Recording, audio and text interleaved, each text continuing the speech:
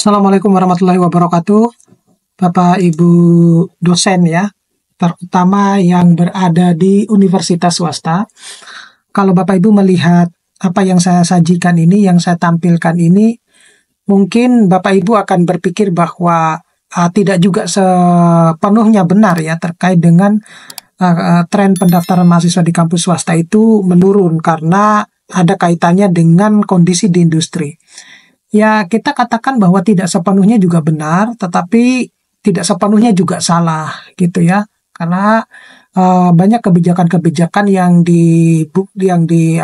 berlaku saat ini itu terutama terkait dengan penjaringan penerimaan mahasiswa baru yang dilakukan oleh perguruan tinggi negeri itu sangat besar-besaran, sehingga sangat berpengaruh terhadap tren pendaftaran mahasiswa di kampus-kampus swasta itu salah satunya. Tetapi berkaitan dengan kondisi di industri ya, dikaitkan dengan kondisi di industri itu juga benar ya. Kenapa demikian? Karena industri-industri itu tidak sepenuhnya begitu yakin ya dengan lulusan-lulusan yang dihasilkan dari kampus-kampus swasta. Itu kenyataan di lapangan semacam itu. Nah, mahasiswa-mahasiswa yang lulusan di kampus swasta itu cenderung kalah bersaing dengan mereka-mereka yang lulusan di kampus-kampus negeri. Nah, itu yang kemudian menjadi salah satu faktor yang disampaikan oleh Menteri Pendidikan kita saat ini. Jadi kalau kita baca di sini, dari judulnya saja itu sudah tertulis bahwa tren pendaftaran mahasiswa di kampus swasta itu menurun, Menteri kaitkan dengan kondisi industri. Tapi sebelum saya membahas ini lebih dalam, Bapak Ibu bagi teman-teman yang ingin mendownload prompting untuk menulis jurnal nasional, jurnal internasional yang diterbitkan nanti di target di jurnal Scopus ya, ataupun menulis buku, ataupun kegiatan-kegiatan Tridharma yang lainnya, Bapak Ibu bisa mendownload melalui link yang sudah saya sediakan di deskripsi dari video ini. Nah, jadi kembali lagi Bapak Ibu, terkait dengan tren penurunan mahasiswa kampus swasta saat ini, ya kita ketahui bahwa bisa dikatakan 99% kampus swasta di Indonesia itu mengalami gejolak ya, di mana terjadinya penurunan yang sangat signifikan terkait dengan penerimaan mahasiswa baru. Nah, faktor kondisi industri itu bukan merupakan satu-satunya atau faktor utama di dalam menurunnya tren pendaftaran mahasiswa baru ya. Salah satu faktor utamanya itu, dan ini sudah terjadi beberapa tahun yang lalu ya, sebenarnya itu adalah meningkatnya jumlah penerimaan mahasiswa baru di PTN yang membuka jalur mandiri, kemudian membuka jurusan-jurusan baru, bahkan membuka cabang-cabang baru di daerah-daerah yang lain. Itu mengakibatkan tren penerimaan mahasiswa baru di kampus swasta itu menjadi menurun. Itu salah satunya.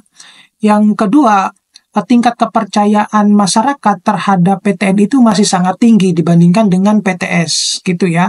Kenapa demikian? Ya, karena kita tidak bisa pungkiri ya bahwa lulusan-lulusan PTN itu biasanya lebih superior dibandingkan yang PTS. Itu kenyataan di lapangan semacam itu. Tetapi kalau kita melihat pada kondisi zaman sekarang, itu sebenarnya industri itu tidak lagi membutuhkan yang namanya legalitas suatu seseorang ya, apakah dia pernah kuliah atau tidak gitu. Yang terpenting itu adalah skill yang mau diasah, yang ingin dikembangkan. Nah, itu yang ini. Jadi saat ini itu sudah banyak industri itu sudah tidak mengharapkan bahwa Anda lulusan mana gitu ya, lulusan dari mana, apalagi menanya terkait dengan IPK itu sudah tidak mungkin. Ya, bukan tidak mungkin, tapi sudah sangat jarang sekali seperti itu. Kenapa demikian? Karena saya punya beberapa kenalan yang di HRD itu lebih kepada mereka menanyakan bahwa skill apa yang bisa dia berikan untuk industri ini, terutama apalagi saat ini itu kita sedang menghadapi era transformasi yang cukup meningkat drastis, yaitu menggunakan artificial intelligence. Dan bahkan disinyalir bahwa kedepannya dalam 10 tahun ke depan itu khusus untuk tenaga kesehatan dan juga tenaga pengajar itu sudah akan tergerus dan tergantikan oleh artificial intelligence. Dan itu sebenarnya kalau di negara-negara yang lain itu sudah mulai terbentuk semacam itu ya, terutama negara-negara yang maju itu sudah terbentuk semacam itu. Sehingga kita yang sebagai dosen, tenaga pengajar ini juga harus sudah was-was ini terkait dengan hal tersebut. Nah, oleh karena itu ini ada kaitannya dengan bagaimana sebenarnya kita bisa mempersiapkan ya, kalau lulusan kita itu bisa menghadapi tren transformasi teknologi yang saat ini lagi berkembang. Nah, jadi kalau kita baca di sini, Menteri Pendidikan itu merespon soal penurunan jumlah mahasiswa atau pendaftaran mahasiswa setiap tahunnya di perguruan tinggi swasta. Nah, beliau memaparkan penurunan tersebut itu kalangan pengurus perguruan tinggi dan lembaga layanan pendidikan, dalam hal ini adalah LLDikti, itu lebih disebabkan karena kondisi industri ya.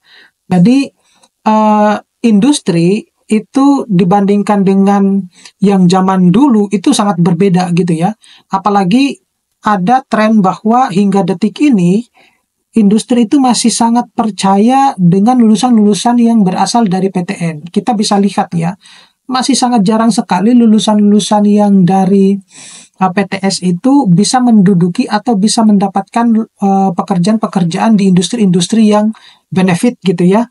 Nah, itu yang masih sangat jarang, terutama misalnya di industri BUMN, itu masih sangat jarang sekali. Tetapi yang lebih banyak itu justru yang ada mereka-mereka yang lulusan di di PTN gitu. Tetapi salah satu keunggulan mahasiswa-mahasiswa yang lulusan di PTS itu, mereka lebih menciptakan lapangan pekerjaan dengan membuka usaha-usaha baru gitu. Nah, itu yang banyak saya temui semacam itu. Nah, dibandingkan menjadi pegawai di suatu industri gitu. Nah, itu yang ditemui, banyak yang kita temui semacam itu. Jadi, beliau menyampaikan bahwa salah satu menurunnya tren penerimaan mahasiswa baru di kampus swasta itu karena adanya kaitannya dengan industri. Tapi sebenarnya tidak juga gitu ya. Nah, kalau kita lihat ya bahwa jumlah pendaftaran mahasiswa PTS di Indonesia itu salah satunya dipengaruhi karena faktor operasi industri, di mana dunia industri itu masih sangat menjadi andalan lapangan pekerjaan bagi para lulusan, gitu ya. Kita tidak bisa pungkiri hal tersebut, di mana banyak sekali mahasiswa-mahasiswa kita itu ketika sudah lulus itu lebih banyak mencari lapangan pekerjaannya di industri gitu, ketimbang mereka membuka lapangan pekerjaan gitu ya. Tetapi banyak juga mereka-mereka yang memiliki kemampuan-kemampuan tertentu itu lebih kepada sudah membuka lapangan pekerjaan di bidang teknologi ya, semacam itu sudah banyak gitu. Nah, struktur pelaksanaan sektor industri di Indonesia itu masih kalang kabut ya untuk menyerap lulusan perguruan tinggi gitu. Nah, kalang kabut yang dimaksud itu seperti apa? Jadi kalang kabut itu skala yang diinginkan oleh industri itu biasanya tidak tersedia. Nah, ini yang sebenarnya menjadi PR kita bersama ya, terutama dosen-dosen yang ada di PTS untuk bisa menumbuhkan atau bisa mengeluarkan skill-skill yang sebenarnya dimiliki oleh mahasiswa-mahasiswa kita, agar industri itu mau menerima mahasiswa-mahasiswa kita yang sesuai dengan skala-skala mereka gitu, sesuai dengan kriteria-kriteria dari industri tersebut. Nah, sayangnya mungkin kita harus banyak berkolaborasi dengan pihak industri. Sebenarnya apa sih sebenarnya yang diinginkan gitu ya. Nah, kemudian Menteri Pendidikan juga mengatakan bahwa sejumlah faktor mulai dari perkembangan teknologi dan kondisi perekonomian dunia itu juga membuat industri itu mengalami transformasi yang sangat cepat. Contohnya, jika dulu industri kita itu banyak yang bergerak untuk produksi ya, artinya mereka itu produksi banyak-banyak kemudian diekspor. Nah, atau bahkan dijualkan di kalangan di Indonesia saja gitu. Nah, kini itu sudah berubah. Kenapa demikian? Karena di industri sekarang itu hanya berdasarkan orderan baru mereka buat gitu.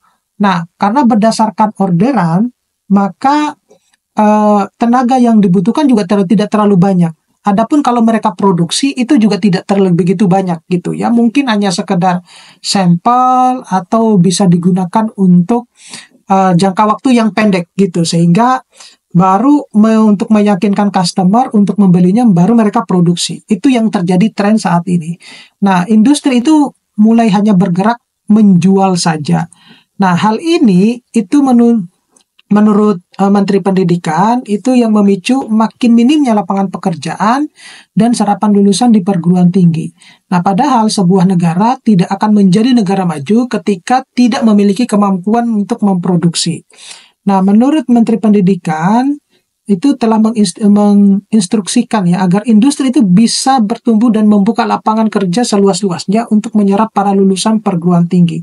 Nah, ketika sektor industri ini bisa memberi jaminan serapan lulusan perguruan tinggi, maka jumlah peminat seseorang untuk mengenyam pendidikan tinggi maupun untuk meningkatkan secara linear ya. Tetapi ingat seperti yang saya bilang tadi bahwa ini bukan merupakan faktor yang satu-satunya gitu ya. Nah, jadi memang industri ini masih menjadi tantangan luar biasa bagi sektor pendidikan saat ini, di mana pemerintah berupaya membuka lebih luas bagi peluang serapan dan membutuhkan sektor-sektor industri yang saat ini. Nah, sementara itu, di sisi yang lain, Kepala LL Dikti Wilayah 5 itu mengungkapkan permasalahan yang sedang dihadapi di PTS itu beberapa tahun terakhir ini ya, dan itu semuanya terjadi penurunan yang cukup drastis. Itu bukan hanya di LL Dikti Wilayah 5 saja, saya kira di semua LL Dikti itu mengalami tren penurunan penerimaan mahasiswa baru yang cukup drastis. Oke, nanti kita akan ketemu pada video-video berikutnya Bapak Ibu. Terima kasih, saya akhiri. Assalamualaikum warahmatullahi wabarakatuh.